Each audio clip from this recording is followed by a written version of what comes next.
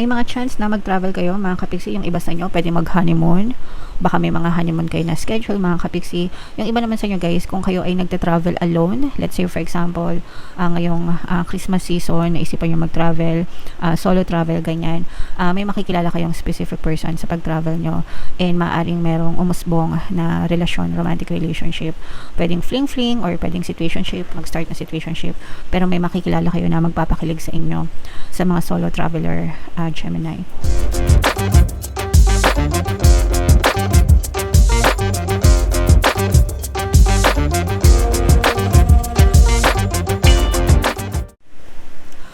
Hello guys, hello Gemini, welcome back to Pinoy Pixie Tarot. Ang pamagat ng episode natin for tonight is Pasko ngayong December 2025 para sa Gemini, Sun, Moon, Rising sign, and Venus. Unahin natin tong deck na to mga kapiksi. Tingnan natin yung mga angel messages para sa inyo.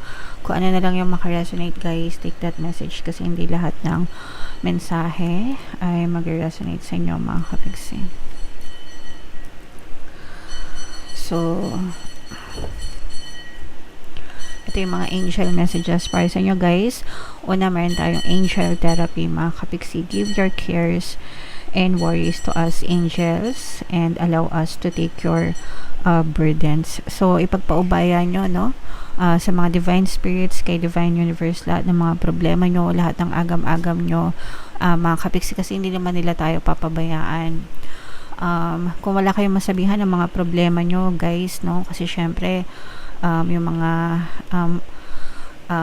nakakasalamuhan natin, may mga problema din, di ba? Minsan akala natin tayo lang may problema, pero yung mga kakilala natin, kamag-anak natin, kaibigan natin, meron din silang mga kanya-kanyang problema. Kaya minsan parang nakakaya rin magsabi ng problema. Wala tayong mahingahan ng mga hinagpis natin. Magdasal lang kayo guys, no? And ipaubaya nyo sa mga angel guides nyo, mga spirit guides nyo, mga problema nyo, isumbong nyo lahat ng mga hinaing nyo, diba? Kay divine universe. Promise kapag nagdasal kayo guys, talagang gagaan yung pakiramdam nyo mga kapiksi, okay? Alright.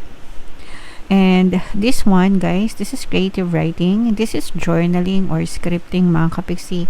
In manifestation guys, scripting is a very effective tool na pwede nyong gamitin para mag-manifest yung mga desires nyo. So, mas maganda kung meron kayong mga dedicated notebook guys sa pagsusulat, and isulat nyo doon araw-araw kung ano yung mga bagay na gusto nyo makamit sa buhay nyo, mga kapiksi, sa kahit anong aspeto ng buhay nyo guys, okay? Alright, so yeah. And this is hello from heaven. This is hello from your loved ones. Unang-una, yung mga loved ones ninyo na hindi na natin kasama ngayong Pasko. Syempre, lahat tayo ay, yung iba sa atin, di ba, may mga yumao na mga mahal natin sa buhay. So, probably, nung isang Pasko, kasama niya pa sila. Pero ngayong Pasko, iba na kasi baka wala na sila sa buhay nyo. They may not be with you physically, but spiritually they are always with you mga kapiksi, okay? So, and also kailangan mawala na rin yung mga bigat sa kalooban nyo kasi they are in good place guys. Lahat ng mga yumao sa buhay natin, isa lang ang pinupuntahan nila, sa heaven guys, no? Walang hell guys, there's only heaven and earth. Sa lahat ng mga nauuna sa atin mga kapiksi, they all go to heaven guys, okay? So yeah, maging masaya na tayo para sa kanila kasi tahimik na yung buhay nila, and masaya na yung kanilang mga kaluluwa in heaven guys, okay? Alright, so yeah, comment down below if nakaresonate kayo dyan, Gemini. So shuffle natin to, hanapin natin yung energy nyo guys. Habang sinashuffle ko to, panoorin nyo muna yung video natin regarding sa ating paano mag-manifest ng abundance video course. Kapiksi, sawa ka na ba sa mga struggles at hirap sa buhay mo? Masipag ka ba at masikap sa buhay ngunit hindi ka pa rin umaasenso? Ilang beses ka na bang nag-attempt magnegosyo at mag-invest pero palagi ka pa rin nalulugi? Sa pagkakataon na ito ay maaaring may subconscious beliefs ka na nagiging balakid sa iyong pag-unlad at pagyaman. Introducing, paano mag-manifest ng abundance video course. Dito ay matututunan mong ma-overcome ang mga balakid mo para tuluyan ka ng umunlad, umasenso, sumagana, maging matagumpay, successful at maswerte sa iyong kabuhayan, pera, trabaho, negosyo, salapi at kaperahan ng bonggang-bongga. Dali, mag-send na ng email sa pinoypixitaro@gmail.com at simulan na ang iyong pagyaman ngayon. Alright, so sa lahat ng gusto mag-avail ng course guys, meron tayong paano mag-manifest ng abundance video course, paano mawala ang third party at magkaroon ng harmonious na relationship, paano pabalikin si ex or vice breakup. Sa mga interesado guys, mag-send lang kayo ng email sa pinoypixitaro@gmail.com. And sa mga naghahanap guys ng pampaswerte na lucky charms or lucky bracelet, aventuring tsaka citrine, yung recommended ko, may makikita kayo guys ng mga link sa description box. So, Gemini, kayo ay represent ng King of Swords. Latag natin yung spread nyo. Mga kapiksi, by the way, available na guys yung inyong 2026 kapalaran, no? Kung di nyo pa napapanood, punta lang kayo sa homepage natin, mga kapiksi. So, this is a very, very positive energy, no? Ang nakikita lang natin na negative sa inyo guys is medyo marami kayong mga pasan-pasan sa balikat nyo. These are responsibilities guys, no? You have a lot of responsibilities mga kapiksi, pero kahit na may mga responsibilities kayo, nakikita pa rin naman natin na hindi pa rin kayo sumusuko, no? Tuloy pa rin kayo sa mga buhay mga kapiksi.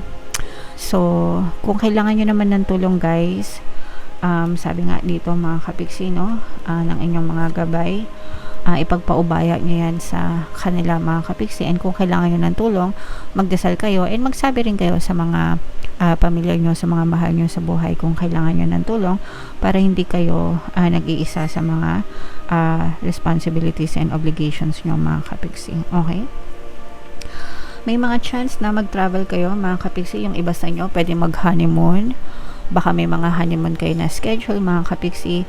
Yung iba naman sa inyo guys, kung kayo ay nagte-travel alone, let's say for example ngayong Christmas season, naisipan nyo mag-travel, solo travel, ganyan, may makikilala kayong specific person sa pag-travel nyo and maaaring merong umusbong na relasyon, romantic relationship. Pwedeng fling-fling or pwedeng situationship, mag-start na situationship, pero may makikilala kayo na magpapakilig sa inyo sa mga solo traveler, Gemini. So, yun yung tinatawag natin na organic encounter.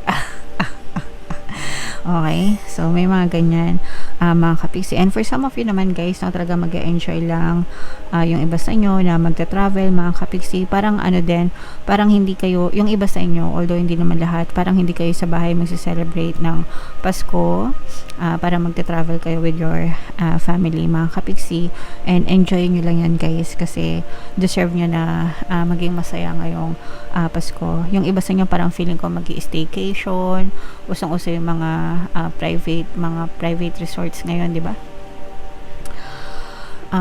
So yeah, baka may mga ganun-ganun kayong peg ng inyong family, so doon nyo na lang spend yung inyong Christmas guys. May mga good karma din yung mga may mga negosyante natin na mga kapiksi, no? Parang magiging paldo-paldo din yung mga negosyo nyo, and yan din ay dahil sa good karma nyo guys. Parang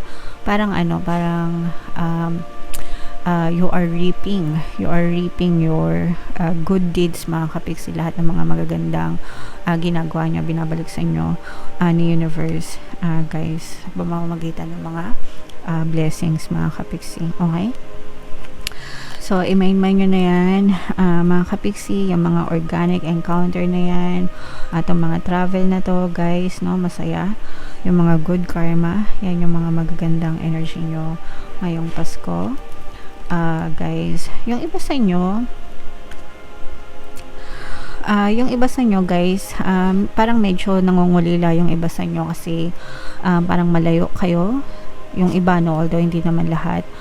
Yung mga hindi makakauwi ngayong Pasko, lalo ng mga sa mga kabiksi natin, ng mga OFW na sa ibang bansa. Pero kahit na hindi nyo kasama yung inyong pamilya dito sa Pilipinas, masaya naman kayo sa piling ng inyong mga kaibigan, no? Kung meron kayong mga kaibigan mga network dyan, community dyan sa lugar nyo, mga Filipino communities, diba? Doon nyo naman, parang sila na yung nagiging family nyo guys, extended family nyo. So kahit na hindi nyo kasama yung mga totoo nyong kadugo dito sa Pilipinas, masaya naman kayo magsa-celebrate din. Although medyo nakakaramdam din ng homesick, pero alam nyo yun guys, video call na lang ngayon guys, kasi diba, dahil sa internet. Nung panahon namin guys, walang internet, no? So, kapag ka nasa ibang bansa yung tatay mo, yung nanay mo, sulat-sulat lang, tapos padala ng picture, di ba? Ganun ang komunikasyon dati. Hindi mo talaga nakikita physically. So, maswerte yung henerasyon ngayon kasi video call lang pwede na guys, okay? And ito guys, may mga positibong pagbabagot pa na pwede nyo i-expect. Ito yung pagpasok ng bagong taon, ito mga kapiksi. So, kumbaga matatapos yung Pasko nyo, yung bagong taon nyo, ngayong 2025 na magiging maayos, magiging maganda yung pagpasok ng inyong 2026 naman mga kapiksi. So, i-expect nyo yan sa darating na Pasko guys, okay? Alright. So, yeah, comment down below mga kapiksi if naka-resonate kayo. Bunot lang tayo ng isa pang card guys para sa inyong additional na mensahe. You are so much closer to a powerful breakthrough than you may realize. You have been praying for things to heal, new opportunities to appear, relationships to improve, and these prayers will be answered soon. O, diba guys? Grabe. So, yung power of prayers, power of affirmations, power of manifestation, mga kapiksi, napaka-powerful niyan guys. Ang importante lang dyan is maging consistent kayo sa mga pinagdadasal nyo. Kahit ano pa yan, sa health, sa love, sa money, sa work, whatever guys, no? Prayers can move mountains, literally guys, no? So, wag nyong i-take for granted ang power of prayers and affirmation. So, palagi kayong magdasal, palagi kayong mag-affirm, and always stay focused sa mga desires nyo, and be receptive. Pag sinabing be receptive, dapat ready kayo na tanggapin yung mga pagsagot sa mga dasal nyo guys, okay? Alright. So, yeah. Napakaganda na message para sa inyo guys. Merry Christmas to all of you. Mahal na mahal ko kayo mga kapiksi, and lahat ng mga magaganda dito guys, i-mind nyo lang sa comment section. Ito yung ating 2026 kapalaran. Ito naman yung ating success stories ng paano mag-manifest ng abundance video course. Click here to subscribe guys. Thank you for liking, sharing, and subscribing. See you next time. I love you all. Have a nice day. Bye bye.